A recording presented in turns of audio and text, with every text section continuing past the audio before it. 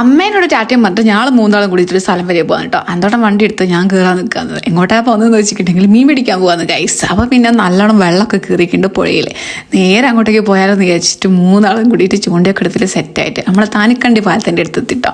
താനിക്കണ്ടി പാലം കഴിഞ്ഞിട്ട് നേരെ കുറച്ചുകൂടി മുന്നോട്ട് പോയിട്ട് കുറേ അങ്ങോട്ട് അമ്പലത്തിൻ്റെ ആ ഒരു റോഡിൽ കൂടെ പോയിട്ടുണ്ടെങ്കിൽ അടിപൊളിയായിട്ടുള്ള ഈ ഒരു വ്യൂ കാണാം ഗൈസ്. അർജൻറ്റീനയുടെ ഫ്ലാഗുകൾ കണ്ടിക്കാടാ. അത് കഴിഞ്ഞിട്ട് നമ്മൾ ഈ ഒരു സ്പോട്ടിൽ വണ്ടി നിർത്തിയിട്ട് നേരെ അങ്ങോട്ടേക്ക് പോകാൻ കേട്ടോ. ഇതിൻ്റെ ഉള്ളിൽ കൂടെ പോകണം. പിന്നെ ഞാൻ ഈ ഒരു അത്തിമരം ഉണ്ട്, ആ ഒരു അത്തിമരത്തിൻ്റെ മുകളിൽ കയറിയിട്ട് ചൂണ്ടയിടാനുള്ള പ്ലാനിങ് ആണ് കേട്ടോ നിൽക്കുന്നത്. അങ്ങനെ ഞാൻ ഇവിടുന്ന് ചൂണ്ടയൊക്കെ ഇടാൻ നിൽക്കുകയാണ്. അപ്പോഴത്തേക്കുണ്ട് ഇതാ കുഞ്ഞൻ കൂടി വരുന്നുണ്ട് കേട്ടോ. ഓൻ്റെ ആ ഒരു ഹോണടി കേട്ടിട്ട് ഞങ്ങൾ നോക്കിയാണ്.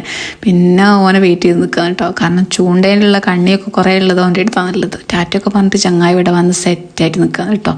ചൂണ്ടയിടാൻ പറ്റുന്ന ഒരു വൈബ് നടക്കണമെങ്കിൽ അതൊന്ന് വേറെ തന്നെയല്ലേ. കോഴിക്കോടിൽ കുഞ്ഞൻ വാങ്ങിയിട്ടുണ്ടായി കേട്ടോ. വരുമ്പോൾ അതേപോലെ തന്നെ ഞങ്ങൾ പോകുമ്പോൾ മണ്ണിരേനെയും പിടിച്ചിട്ടുണ്ടായിരുന്നു. അതൊരു ചെറിയ പാത്രത്തിലാക്കിയിട്ടുണ്ടായിരുന്നു. പിന്നെ ഇതാ ഇവൻ ഈ സഞ്ചിയൊക്കെ തുറന്നിട്ട് ഓരോരുത്തർക്കും ഓരോ ചൂണ്ട വീതം തരികയാണ് കേട്ടോ. ഞങ്ങളുടെ അടുത്ത് ചെറിയ കണ്ണിയുള്ള കൊളുത്തല്ലുള്ളേ വലുതാനുള്ളത്. കുഞ്ഞിൻ്റെ അടുത്ത് ഇതുണ്ടായിരുന്നു.